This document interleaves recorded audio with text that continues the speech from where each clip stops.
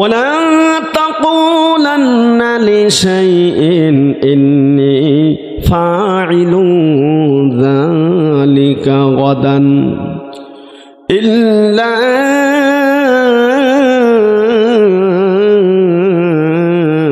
أن يشاء الله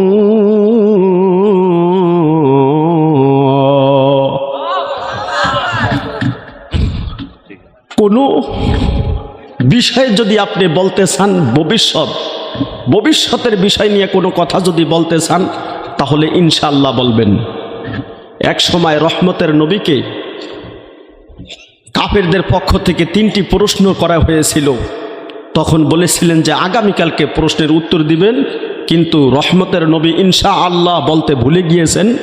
এই কারণে একদিন নয়, 2 দিন নয়, 15 দিন ধরিয়া কোনো ওহী নাজিল হয় নাই, কোনো আয়াতি নাজিল হয় নাই।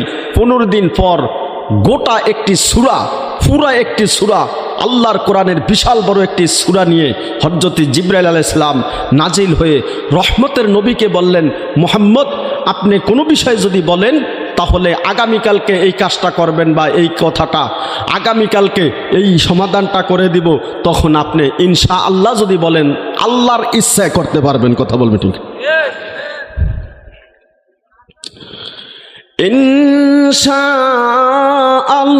ইনশাআল্লাহু মিনাস সাবিরিন।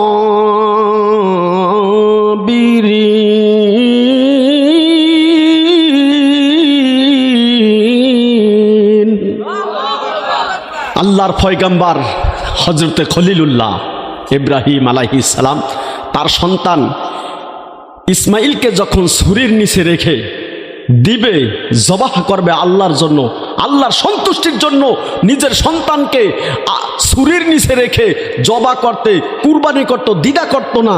সেই পয়গম্বর সাল্লাল্লাহু আলাইহি সাল্লাম যখন তার সন্তানকে বলেছিলেন, সন্তান আমি তোমাকে আল্লাহর জন্য সফর্দ করব, তখন সন্তান ডাক দিয়া বললেন, ইনশাআল্লাহু মিনাস সাবিরিন, যদি আল্লাহ চায় আমাকে ধৈর্যশীলদের মধ্য থেকে পাবেন। পয়গম্বরের উত্তরটা বুঝছেন আপনারা? হযরত ইসমাঈল আলাইহিস সালাম থেকে একজন নবী পৃথিবীর বুকে এসেছেন, শুধু একজন বনি ইসরাইলের নবীর মধ্য থেকে। তিনি হলেন মুহাম্মদ সাল্লাল্লাহু আলাইহি সাল্লাম। আর হযরত ইয়াকুবের বংশ থেকে লক্ষ লক্ষ হাজার হাজার নবী এসেছেন, তারা ছিল বনি ইসরাইলের ভিতরে নবী। ওই ইসমাইলের ইনশাআল্লাহু মিনাস সাবিরিন আল্লাহ এমনভাবে কবুল করলেন, তার বংশধরের ভিতরে একজন নবী দিলেন, তিনি হলেন রহমতের নবী। ওই নবী হলেন মুহাম্মদ সাল্লাল্লাহু আলাইহি ওয়াসাল্লাম। আল্লাহু আকবার। ওই মদিনায় রওজা তাহারের ভিতরে শুয়ে রইল। মসজিদে নববীতে একটা জায়গা আছে, সেই জায়গাটার নাম হলো রওজাতুম মিন রিয়াজিল জান্নাহ। পৃথিবীর বুকে 3টা জায়গাকে আল্লাহ পাক জান্নাতের বাগান বলেছেন।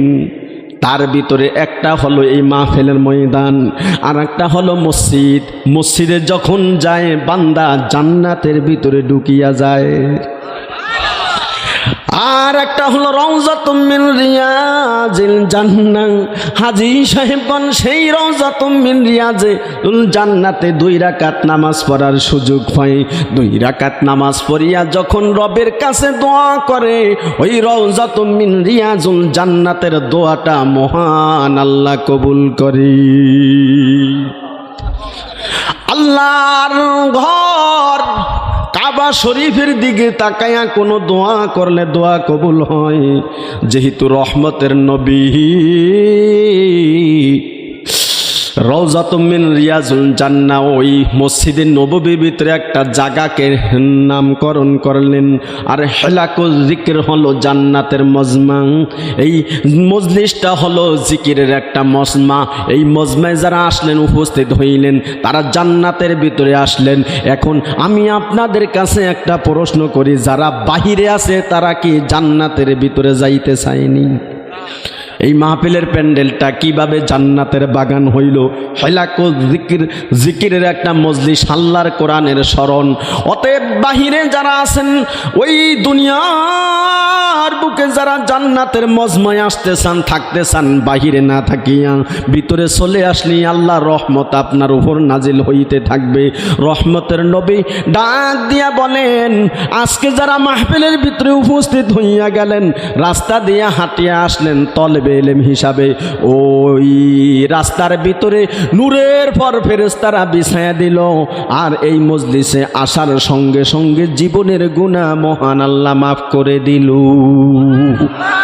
জীবনের গুনার ভিতরে শিরকি গুনাহ আছে, জীবনের গুনার ভিতরে কুফরি গুনাহ আছে, জীবনের গুনার ভিতরে বেদাতের গুনাহ আছে। জানিয়া গুনাহ করছি, না জানিয়া গুনাহ করছি, সগীরা কবিরা বেদাতি কুফরি শিরকি যত গুনাহ করলাম, আল্লাহ রাব্বুল আলামিন তওবা করার কারণে আজকে জীবনের গুনাহ মাফ করে দিবে। আল্লাহু আকবার বলেন। তাহলে ইনশাআল্লাহ সবাই বসবো তো? পৃথিবীর বুকে কয়টা জায়গা জান্নাতের বাগান? কয়টা জায়গা?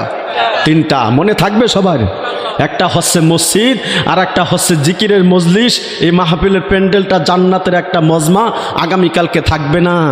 আর হচ্ছে রওজাতুম মিন রিয়াজিল জান্নাহ, রওজাতুম মিন রিয়াজিল জান্নাতে লক্ষ লক্ষ হাজিরা সেখানে 2 রাকাত নামাজ পড়ার জন্য অস্থির হয়ে যায়। আল্লাহু আকবার জোরে বলেন। এই মজলিসে যারা হাজি আছেন তারা হাতটা দেখাইবেন, সেই রওজাতুম মিন রিয়াজিল জান্নাতে কি 2 রাকাত নামাজ পড়ার সুযোগ হয়েছে? সবাইরে সালাম দেন হাজি সাহেব। লিল্লাহি তাকবীর। সবাই বলেন বিসমিল্লাহির রহমানির রহিম।